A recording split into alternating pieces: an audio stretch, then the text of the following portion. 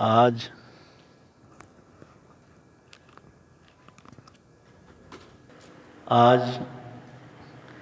اللہ کے گھر میں اللہ کے نام سے اللہ کی کتاب کو سیکھنے کا آغاز کر رہے ہیں۔ اس رب سے دعا ہے کہ ہمارے لیے اس کام کو آسان کر دے، اور جس مقصد کے لیے ہم سیکھ رہے ہیں تاکہ ہماری دنیا اور آخرت سنور جائے، وہ رب ہم سے راضی ہو جائے۔ قرآن مجید کے نازل ہونے کا مقصد یہی ہے، تو اس کے سمجھنے کا مقصد بھی یہی ہے۔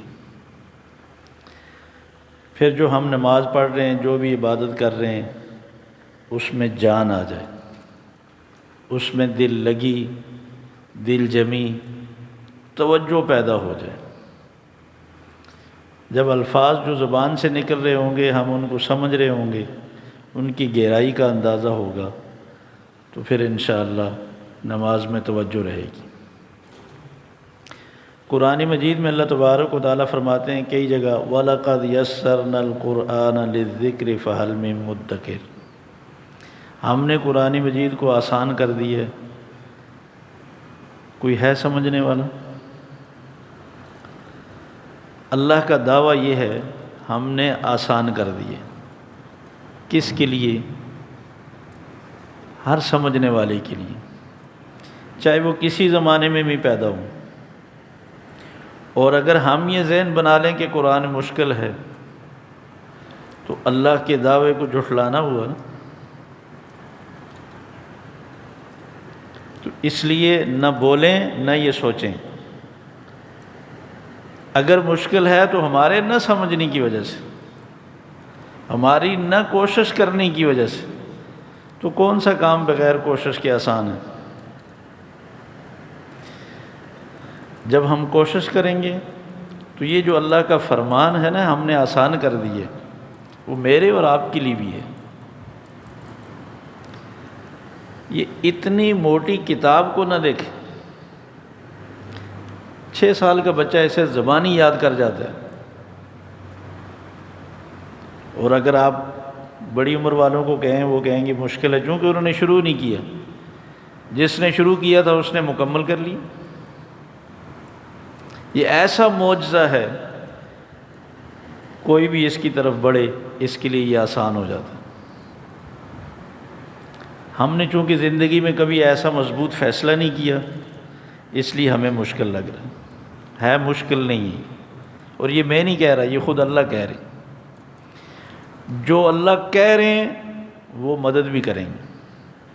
ایک تو آج یہ طے کریں کچھ بھی ہو جائے ہم نے یہ کورس پورا کرنا۔ ایک بات اگر سمجھ آ جائے تو ہم اپنے مقصد میں کامیاب ہیں۔ خدا نہ خواستہ اگر کسی کو سمجھ نہ آ رہی ہو،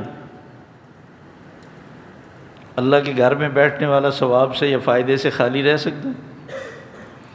دوسری بات، رسول اکرم صلی اللہ علیہ وسلم نے فرمایا جو قرآن مجید سیکھنے کے لیے، علم سیکھنے کے لیے، دین سیکھنے کے لیے گھر سے نکلتا ہے، فرشتے اس کے پاؤں کے نیچے اپنے پر بچھاتے ہیں، پھر وہ عام آدمی نہیں رہتا۔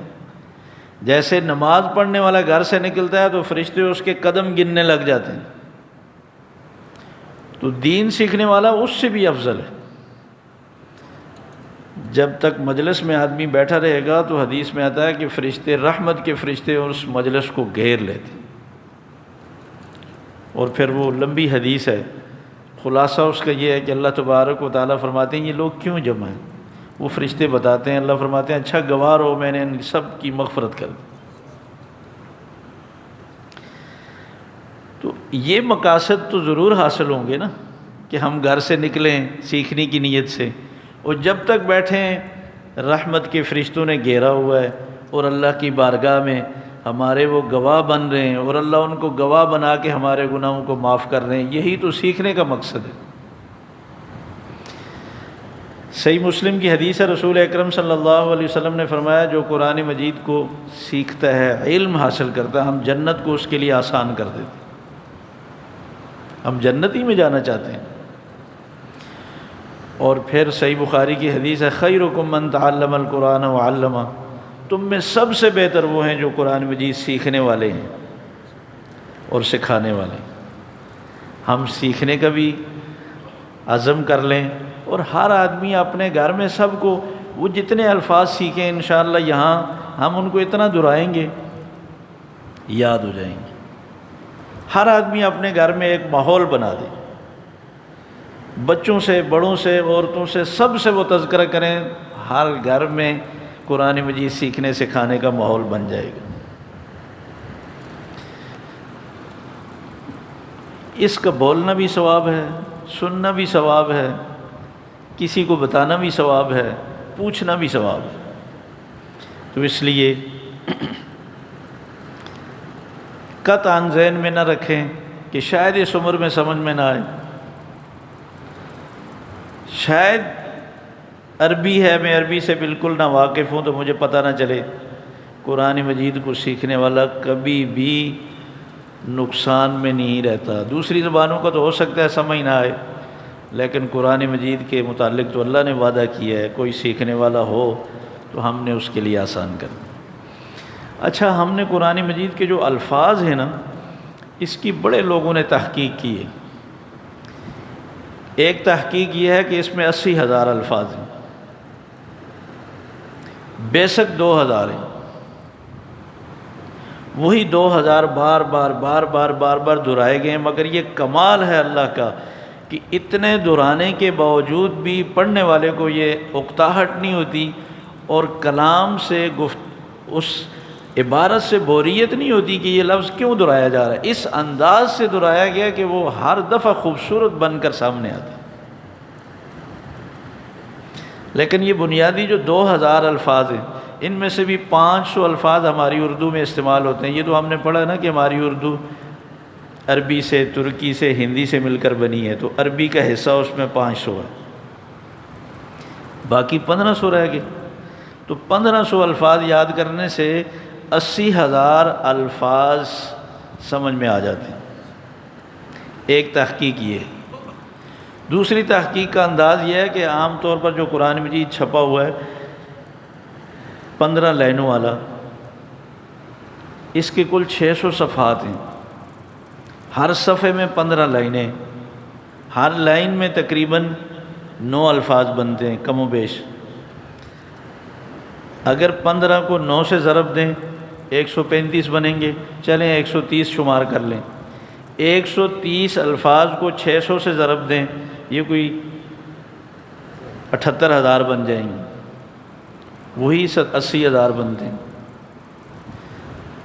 ایک صورت تو یہ ہے کہ ہم یہ الفاظ عربی گرامر کے لحاظ سے، عربی جملوں کے لحاظ سے، یہ جو عام گرامر کی کتابیں لکھی گئی ہیں اس ترتیب سے پڑھیں، وہ مشکل ہو جائیں گے، وہ انداز مشکل ہے۔ وہ چونکہ زبان سیکھنے کا ہے، اس لحاظ سے ہے، پھر اس کو اس طرح پڑھنا پڑے گا۔ ہمارے پاس اتنا ٹائم بھی نہیں، اور شاید اس طرح دل بھی نہ لگے، وہ مضمون خشک ہو جاتا ہے۔ ہم اس کو دوسری ترتیب سے شروع کرنا چاہتے ہیں، جس میں ہماری دہرائی ایسے ہی ہو رہی ہے۔ مثلا وہی عربی کے الفاظ جو نماز میں استعمال ہوتے ہیں،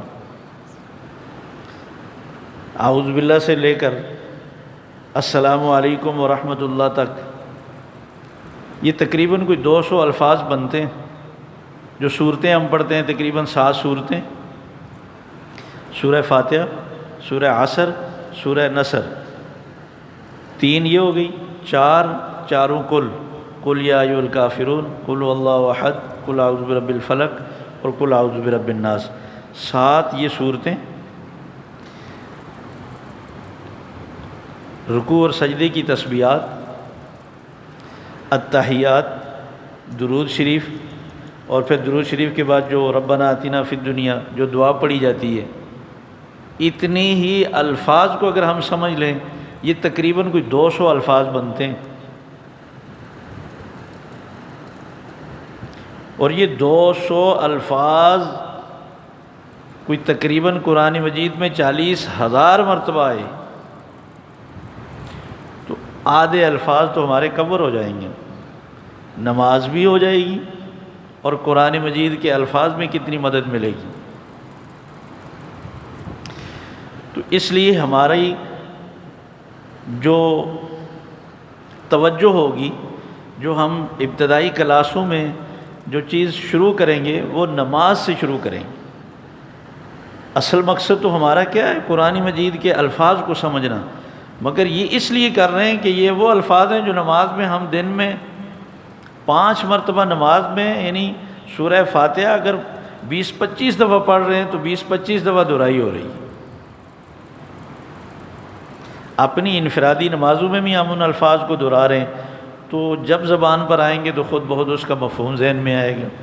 تو بجائے اس کے کہ ہم وہ جملہ دہرائیں جس کی کبھی کبھار نوبت آئے زبان سے کہنے کی، تو ایسے الفاظ دعائیں کیوں نہ دہرائیں جس کی دن میں خود بخود کئی مرتبہ دہرائی ہوتی ہے۔ تو اس لیے ہم نماز سے شروع کریں گے، لیکن یہ ذہن میں رکھیں کہ نماز کے یہ سارے الفاظ وہ ہیں جو قرآن مجید میں بار بار استعمال ہوتے ہیں۔ میں آپ کو بتاؤں گا، جیسے اعوذ کا لفظ ہے، یہ 7 مرتبہ قرآن مجید میں ہے۔ لفظ اللہ ہے، یہ 2500 دفعہ قرآن مجید میں ہے۔ من ہے، اس کا معنی سے ہے، یہ تقریباً 3500 دفعہ استعمال ہوا ہے۔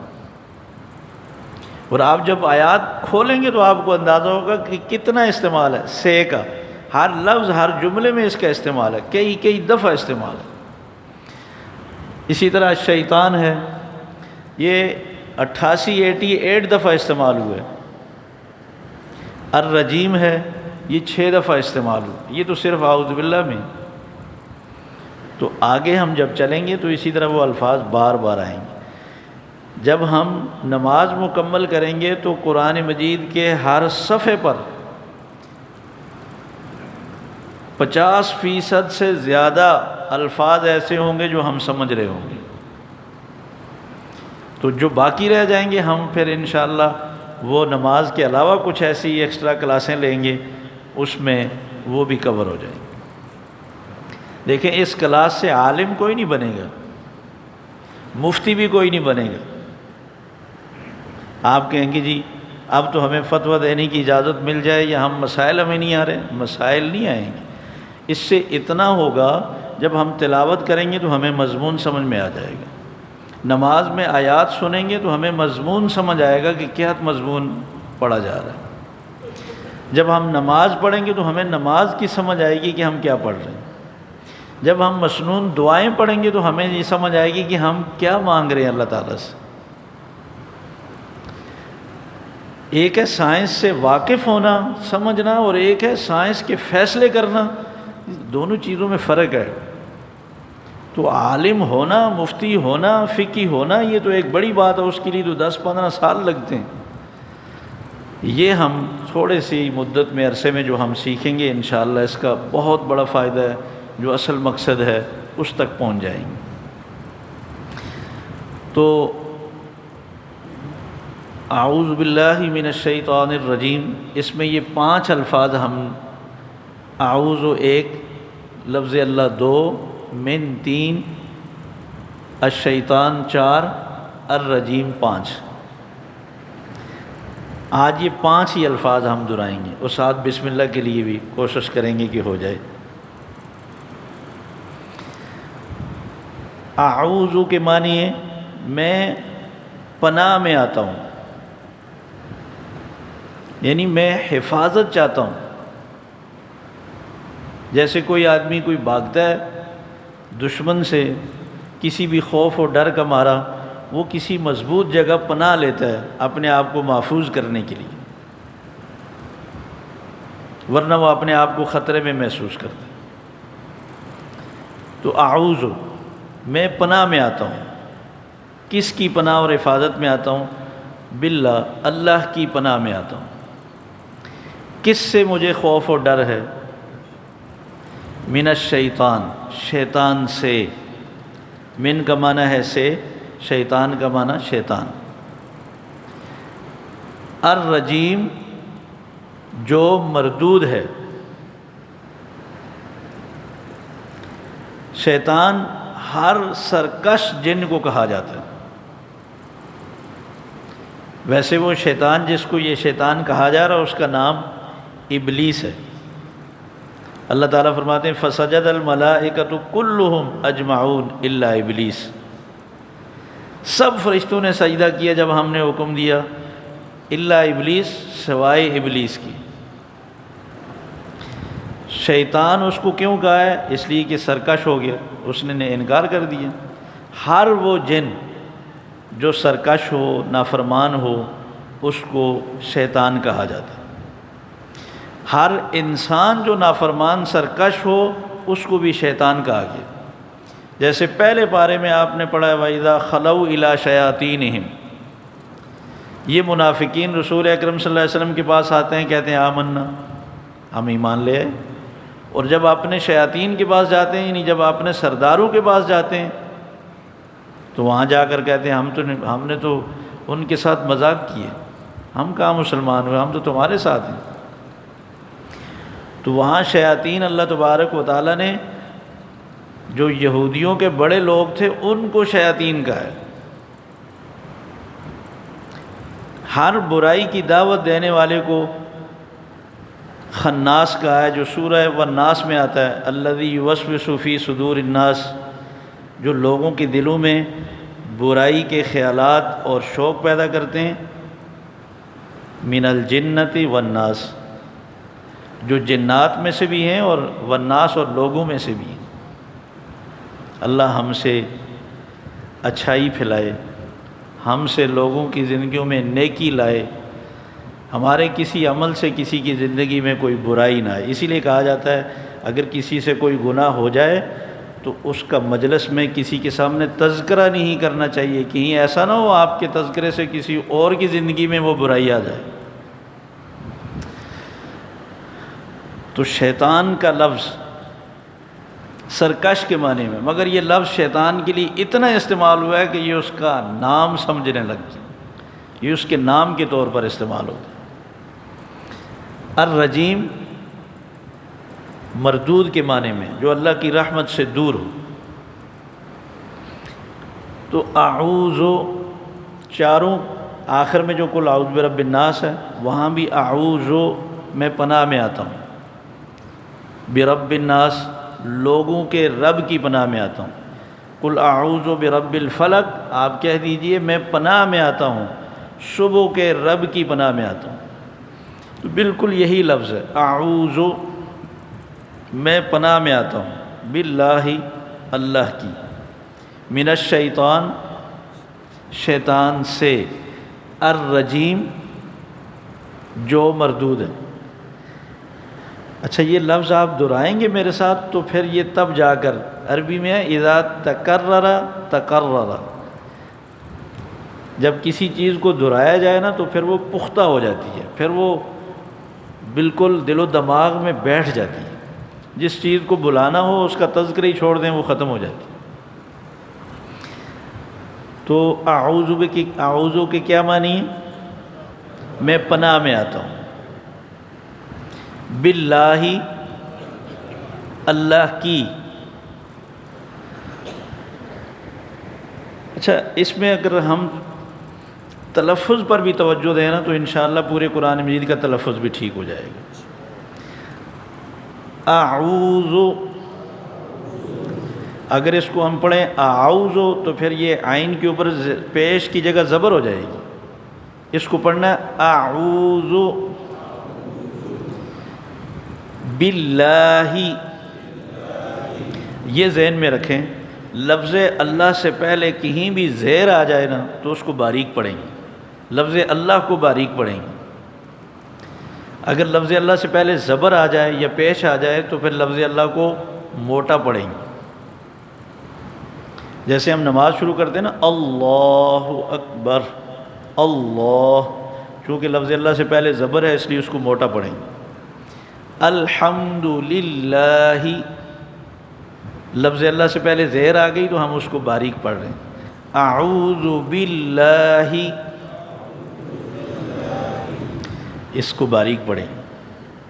عام طور پر جس کو پتہ نہ ہو تو وہ موٹا پڑھ دیتے ہیں، تو بہت ہی غلط ہو جاتی۔ تو اس کو پڑھیں گے باللہ،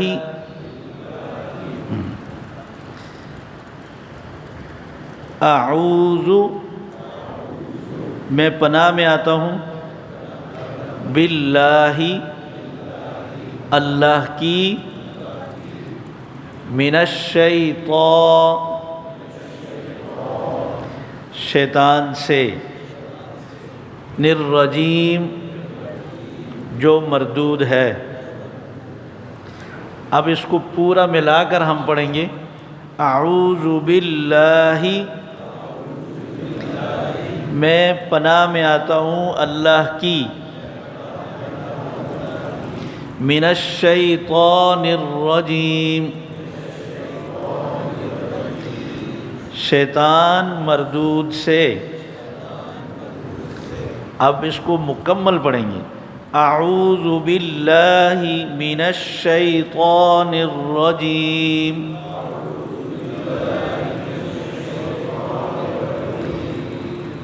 میں پناہ میں آتا ہوں اللہ کی شیطان سے جو مردود ہے۔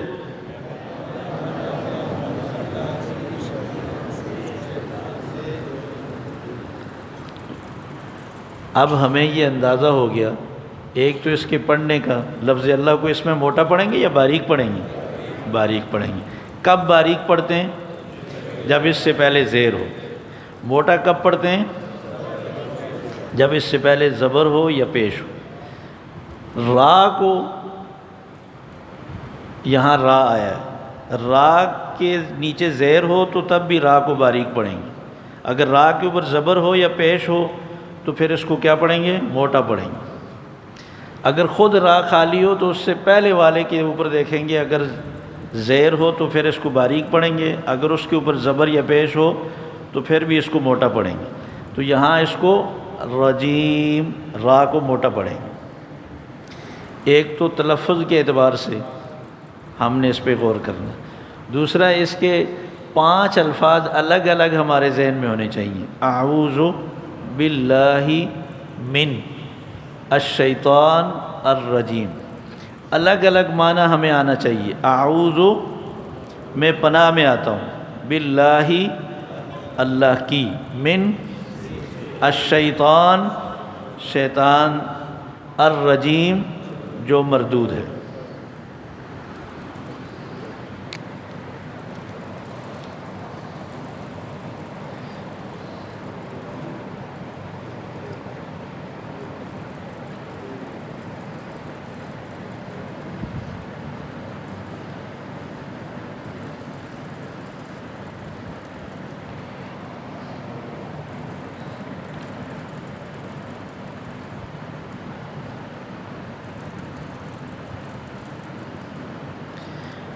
تلفظ کے اعتبار سے آپ دیکھیں، یہاں لفظ اللہ سے پہلے کون سی زیر ہے؟ تو لفظ اللہ کو کیا پڑھیں گے؟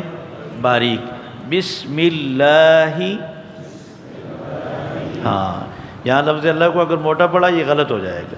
بسم اللہ الرحمن، یہ را کو کیا پڑھیں گے؟ موٹا پڑھیں گے باریک؟ موٹا پڑھیں گے، اس لیے کہ را کے اوپر زبر ہے۔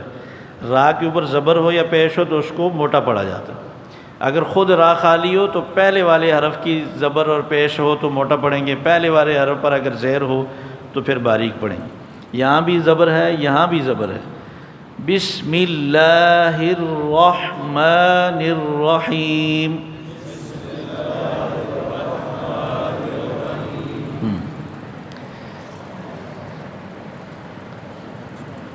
4 لفظ۔ یہ جو با ہے نا، با کو ہٹا دیں تو باقی لفظ ہے اسمن، جو ہم انگلش میں کہتے ہیں نا نیم، عربی میں اس کو کہتے ہیں اسمن، نام۔ تو یہاں لفظ اللہ سے پہلے ہے بسم اللہ، اللہ کے نام سے۔ الرحمن، یہ اللہ کی صفت ہے جو بڑا ہی مہربان ہے۔ الرحیم، جو نہایت رحم کرنے والا ہے۔ الرحمن بھی بار بار استعمال ہوا ہے، الرحیم بھی قرآن مجید میں بار بار استعمال ہوا۔ الرحیم جو بہت زیادہ کیئر کرنے والا ہو، خیال رکھنے والا ہو۔ اللہ تبارک و تعالیٰ قرآن مجید میں کہتے ہیں کتب علی نفسہ الرحمہ، اللہ نے رحم کرنا اپنے اوپر فرض کر دیا۔ ان رحمتی سبقت غضبی، اللہ نے اپنے عرش پہ لکھا ہے میری رحمت میرے غصے پہ غالب ہے۔ صحیح بخاری کی حدیث آپ صلی اللہ علیہ وسلم نے فرمایا اللہ نے رحم کے 100 درجے پیدا کیے، 100 حصے، ایک حصہ ساری کائنات میں تقسیم کیے۔ ماں جو اپنے بچے سے محبت اور شفقت کرتی ہے، رحم دل ہوتی ہے بچوں کے لیے، اولاد کے لیے، جو گیلے بستر پہ سوتی ہے، بچے کو خشک جگہ پہ سلاتی ہے۔ اور جانور بھی فرمایا کہ بعض دفعہ پوری رات ٹانگ اٹھا کے کھڑا رہتا ہے اس خوف سے کہ میرا بچہ نیچے نہ آ جائے۔ یہ اس ایک حصے کا حصہ تقسیم ہوا ہے ساری مخلوق میں۔ 99 حصے خود اللہ میں پائے جاتے ہیں۔ یہ جو ہم کہتے ہیں نا 70 ماؤں سے زیادہ، یہ کوئی حدیث مضبوط مستند نہیں ہے، یہ صحیح بخاری کی حدیث ہے۔ 99 حصے رحمت کے ماں سے زیادہ، ماں کو تو اس ایک حصے کا پتہ نہیں کروڑواں یا 1 ارب حصہ ملا ہے جو اس کا، وہ اس میں شفقت محبت پائی جاتی ہے۔ اللہ میں کتنی پائی جاتی ہے؟ اللہ ہمارا کتنا خیال رکھتے ہیں۔ اپنی زندگی پہ غور کریں، میں نے کتنی اللہ کی فرما برداری کی ہے، جب سے ہوش سنبھالا ہے تو میں بہتری کی طرف جا رہا ہوں، میرے رزق میں اضافہ ہو رہا ہے، میری صحت میں اضافہ ہے، میری عزت میں اضافہ ہے، میری ہر چیز کم نہیں ہو رہی بڑھتی جا رہی ہے۔ یہ کون دے رہا ہے؟ اللہ دے رہا ہے۔ مجھے تو اس کا خیال اتنا نہیں ہے جتنا کہ اس کو میرا خیال ہے۔ تو الرحیم وہ بڑا ہی مہربان ہے، بہت بہت رحم کرنے والا ہے۔ وہ کہتا ہے تم ساری زندگی بھی اگر نافرمانی کرو گے، رو کر معافی مانگو، ایک آنسو کا قطرہ بہاؤ گے، میں ساری زندگی کے گناہوں کو معاف کر دوں گا۔ بسم اللہ، اللہ کے نام سے، جس چیز کے لیے بسم اللہ پڑھیں گے، میں اللہ کے نام سے کھانا شروع کر رہا ہوں، میں اللہ کے نام سے پڑھنا شروع کر رہا ہوں، میں اللہ کے نام سے لکھنا شروع کر رہا ہوں، میں اللہ کے نام سے صفائی شروع کر رہا ہوں، میں اللہ کے نام سے یہ معاہدہ کر رہا ہوں، میں اللہ کے نام سے سفر کا آغاز کر رہا ہوں۔ جس کام سے پہلے بسم اللہ پڑھیں گے، یہ اللہ کے نام سے گویا اسی چیز کو شروع کر رہے ہیں۔ تو اسم کے معنی کیا ہے؟ نام۔ اللہ کے نام کے ساتھ ہم شروع کر رہے ہیں۔ الرحمن جو بہت رحم کرنے والا ہے، الرحیم جو نہایت رحم کرنے والا ہے۔ اب یہ جو 5 الفاظ اعوذ باللہ کے ہیں اور 4 الفاظ بسم اللہ کے ہیں، یہ الفاظ ہم آپس میں دہرا لیں ایک دفعہ، تاکہ ہمیں ادھر ہی پتہ چلے کہ ہمیں یاد بھی ہوئیں کہ نہیں ہوئی۔ یہ جو تلفظ کا میں نے بتایا نا کہ کہاں لفظ اللہ کو موٹا پڑھیں گے، کہاں باریک پڑھیں گے، پہلے تو تلفظ پر دہرائیں، پھر اس کا معنی، ہر لفظ کا الگ الگ۔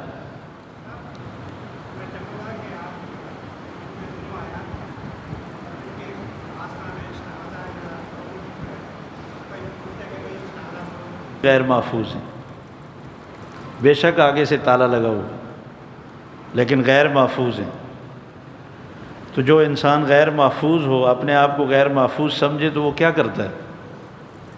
اپنی حفاظت کا انتظام کرتا ہے۔ تو جب ہم اپنے آپ کو شیطان سے غیر محفوظ سمجھیں گے تو پھر ہمیں چاہیے کہ ہم شیطان سے حفاظت کا انتظام کریں، اور بہترین انتظام اللہ تبارک و تعالیٰ نے یہ بتایا۔ کسی غلط مجلس میں پہنچ جائیں، کسی غلط جگہ پہ چلے جائیں، کسی غلط بندے سے مل جائیں، کوئی غلط موقع آ جائے، آپ اچھی مجلس میں بیٹھیں لیکن ایک دم ماحول غلط ہوگا، خراب ہو گیا، آپس میں تکرار، باس، لڑائی جھگڑا شروع ہو گیا۔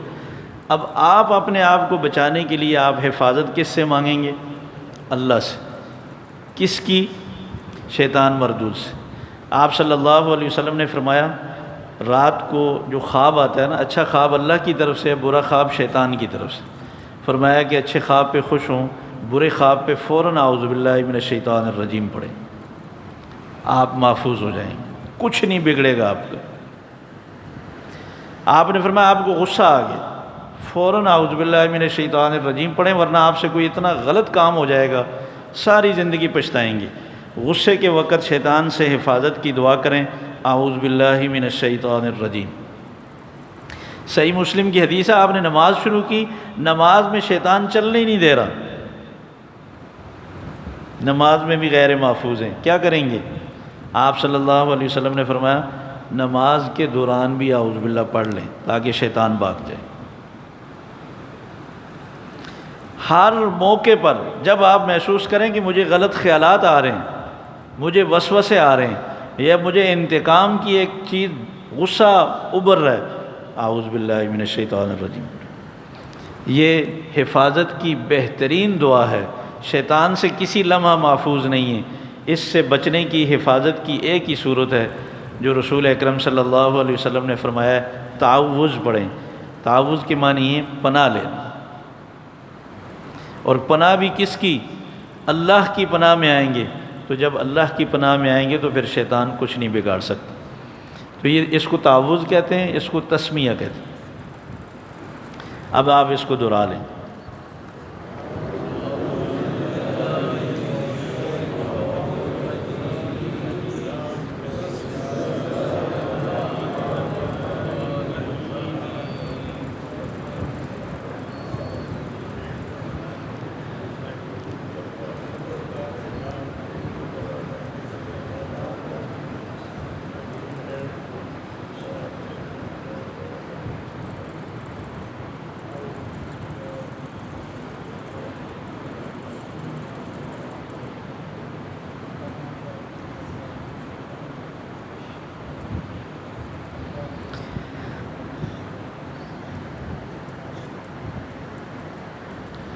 تو یہ الحمدللہ ہمارا پہلا سبق ہے۔ اب ہم نے نماز میں تو یہ ویسے ہی دہرانا ہے، تو جب بھی آپ اعوذ باللہ بسم اللہ پڑھیں تو اس دھیان سے پڑھنا ہے۔